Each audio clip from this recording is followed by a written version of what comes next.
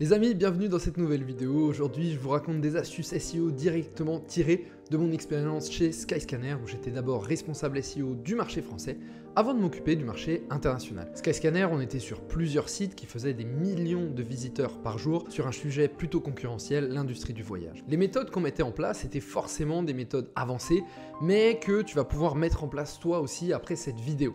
Si tu aimes la vidéo, n'hésite pas à t'abonner, c'est une aide énorme pour moi. Le sponsor de cette vidéo, c'est Linksgarden. Linksgarden, c'est une plateforme d'achat de liens que vous pouvez utiliser pour acheter vos backlinks. Linksgarden, ils ont aussi une partie agence qui vous permet de déléguer entièrement l'achat de vos liens.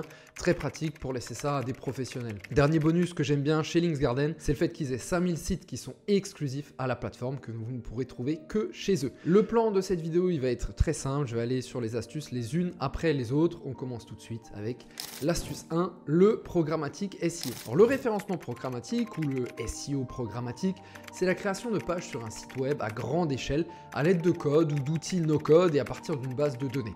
J'en ai déjà parlé dans ma vidéo sur le sujet, ma vidéo sur le programmatique SEO que je te mets juste ici. Pour comparer à la solution SEO classique, souvent c'est créer des pages à la main, briefer des rédacteurs web pour créer l'ensemble de ces pages. Ce processus, il prend des heures, il se révèle très long, surtout quand on sait que cela peut être entièrement automatisé. Et c'est ici que le SEO programmatique entre en jeu. En fait, le programmatique SEO, sa différence, c'est qu'il va se baser uniquement sur des bases de données. Donc tu vois, en fait, tu vas créer des pages qui vont se baser sur des données que tu as créées directement. Donc avec le référencement programmatique, tu automatises la création de contenu, puisque la création d'une page web, elle se base uniquement sur une base de données ou sur une API que tu as créée au préalable. Pour bien comprendre, je te donne un exemple tiré de mon expérience de responsable SEO chez Skyscanner. Skyscanner, il propose des vols depuis n'importe quelle destination dans le monde. Ils veulent donc avoir une page dédiée pour répondre à n'importe quelle intention, à n'importe quel mot-clé désignant un vol d'une destination à un autre. Ils apparaissent donc avec une page si vous cherchez vol Strasbourg-New York, mais aussi avec une page si tu cherches vol Bordeaux-Bali. Et tu imagines rapidement que le nombre de combinaisons, il est quasiment infini. Tu vois, si tu dois créer toutes ces pages à la main, t'en as pour des années, honnêtement. Et c'est ici que le SEO programmatique intervient parce que tu vas créer des pages uniques de manière automatique. Et en fait, ce que tu vas faire, c'est que tu vas créer différents widgets. J'appelle ça des widgets, mais tu peux appeler ça des templates qui vont se baser uniquement sur les données de ta base de données. Par exemple, je te dis quelque chose qui est assez facile à faire, c'est que si tu proposes des vols, tu as le prix moyen des vols pour chaque mois. Donc tu peux créer, je te le montre à l'écran, une section qui va regrouper les offres de prix pour un vol Bali-Bordeaux. Tu peux créer juste en dessous une section qui va t'indiquer le vol le moins cher pour voyager de Bordeaux à Bali, ou même une FAQ que tu vas générer automatiquement. De toute façon, ces widgets, je t'en parle un petit peu plus tard, c'est dans ma 4e astuce. Et pour information, avant ça, je te conseille aussi un outil qui s'appelle Byword, qui te permet de créer facilement des pages en programmatique. Ça défile à l'écran, mais Byword, il va te recommander des combinaisons qui fonctionnent en programmatique. Par exemple, si je lui dis que je veux faire un site sur les oiseaux, il va recommander automatiquement des combinaisons en programmatique, comme quel oiseau voir à Strasbourg, que mange X oiseau, que mange la mésange ou autre encore. Et vous voyez, à partir de là, je pourrais créer une base de données qui va me donner l'ensemble de ces informations. D'ailleurs, en parlant de ce sujet, j'ai prévu de faire une vidéo dans laquelle je vais vous construire un site en SEO programmatique en 20 minutes directement devant vous. Donc abonnez-vous et en attendant, on passe à l'astuce numéro 2. L'astuce numéro 2, c'est l'arbitrage. Plus qu'une méthode, l'arbitrage, en fait, c'est la compétence clé que j'ai apprise chez Skyscanner. Le métier de SEO, si tu fais du SEO, que ce soit dans ta startup ou dans ta boîte, ton rôle, c'est avant tout de faire les meilleurs choix business. En SEO, tu peux faire des milliers de choses. Tu peux faire du backlink, tu peux faire de la création de contenu, tu peux viser un mot-clé plutôt qu'un autre. En fait, c'est infini. Mais ton rôle, et plus tu es expérimenté, c'est ce que tu dois apprendre à faire, c'est l'arbitrage. C'est faire le meilleur choix sur ton rapport entre le temps que tu vas devoir investir et l'argent que ça va apporter à ta société. Je vais te donner un exemple. Quand je suis arrivé chez Skyscanner, il y avait des pages à aéroport. C'est par exemple une page aéroport Strasbourg, aéroport Mulhouse. Et en gros, c'était quand quelqu'un cherchait aéroport Strasbourg, il y avait cette page qui ressortait. Et moi, j'ai vu ces pages, j'ai dit, ah ouais, mais attends, ces pages, elles sont moches. Le maillage, il est pas très bon, le maillage interne. Donc, vraiment, je vais mettre du temps pour optimiser ces pages. Sauf qu'en fait, quand tu regardais ces pages, elles convertissaient très peu. Forcément, parce que quand tu cherches un aéroport, tu veux souvent l'adresse de l'aéroport. Tu veux pas acheter un vol. Le vol, tu l'as déjà en général quand tu cherches l'aéroport. Et donc, très rapidement, ce qu'on m'a dit là-bas chez Skyscanner, on m'a dit non mais laisse tomber ces pages-là. Toi, ton rôle, c'est de te focaliser sur ce qui va avoir de l'impact à court terme. Donc pense plutôt à comment on peut créer des pages qui vont convertir à 90% plutôt que de penser à des pages qui vont convertir à 10% et on aura beau faire des pages plus belles, ça changera rien. Peut-être qu'elles vont convertir à 20, à 15%, mais là, l'intention, elle est mauvaise. Donc ça, c'est vraiment un exemple de l'arbitrage et je vous invite vraiment à développer cette compétence parce que des choses, tu peux en faire des millions, sauf que, en fait, ton temps, que ce soit ton temps de développeur, le temps de ton équipe, ton temps de toi de SEO, eh ben, il n'est pas extensible et donc il faut vraiment faire le meilleur choix. Le but, c'est de faire le meilleur choix business sans avoir à investir trop de temps et c'est ce qu'on faisait à l'époque, hein. On regardait souvent 4 critères.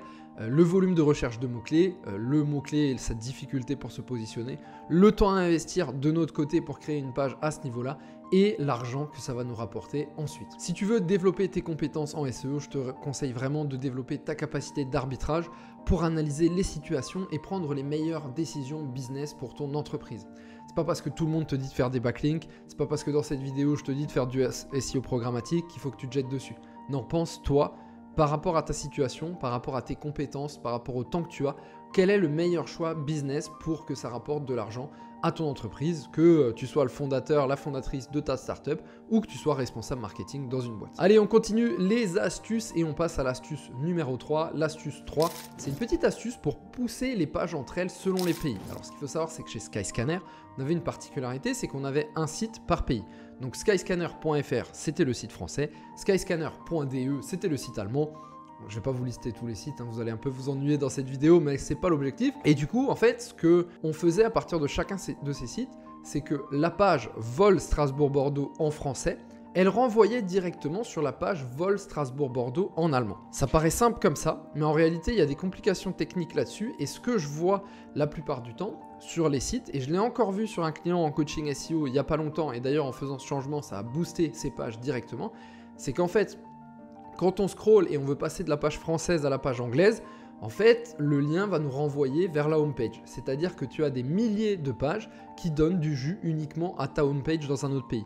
Et ça, les sites multilingues, c'est un gros défaut que je vois très souvent, c'est qu'en fait, on va renvoyer, quand la personne veut changer la langue, on va renvoyer vers un lien sur la homepage, alors qu'on ferait mieux de renvoyer directement sur la même page dans une autre langue. Et le fait de renvoyer sur la même page dans une autre langue, ça te donne beaucoup plus de puissance SEO, ça te renvoie beaucoup plus de jus et ça t'aide beaucoup au niveau de l'indexation. L'astuce 4, c'est l'augmentation permanente de la couverture de mots-clés. En fait, chez Skyscanner, le focus, c'était vraiment toujours d'augmenter la couverture de mots-clés, c'est-à-dire les mots-clés sur lesquels on était présent. 80% du temps sur un site comme celui-là, hein, qui est un cas particulier, je vous ai dit avant d'analyser votre situation, en fait, tu as toujours meilleur temps d'augmenter ta couverture de mots-clés.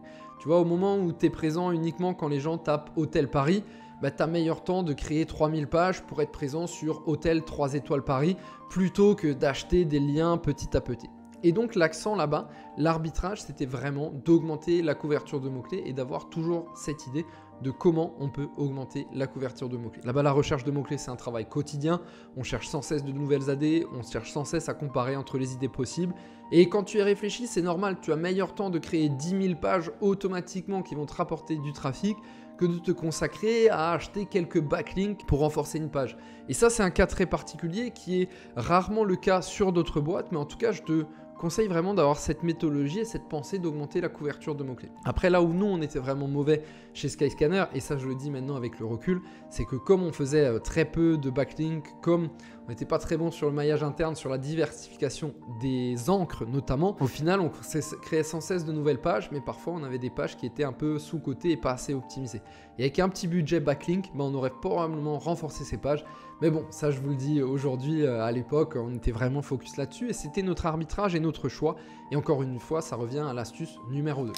On va passer à l'astuce 5, c'est la méthode du templated content. Alors ça, c'est très utilisé outre-Manche, mais c'est très peu utilisé en France. En France, on a encore un peu cette tendance, pas tout le monde, hein, je parle bien sûr, mais il y a encore un peu cette tendance de, on veut viser un mot-clé, on crée une page dessus. Et en fait, en Royaume-Uni, dans les pays anglophones en général, c'est qu'on va créer une page sur la forme de template et ensuite on va multiplier cette page. Alors il y a un très bon exemple, c'est Canva, tu vois, que tu cherches modèle de CV ou modèle de je ne sais quoi. En fait, c'est toujours la même page, ils ont juste changé les mots et le contenu. L'avantage, c'est que tu gagnes du temps.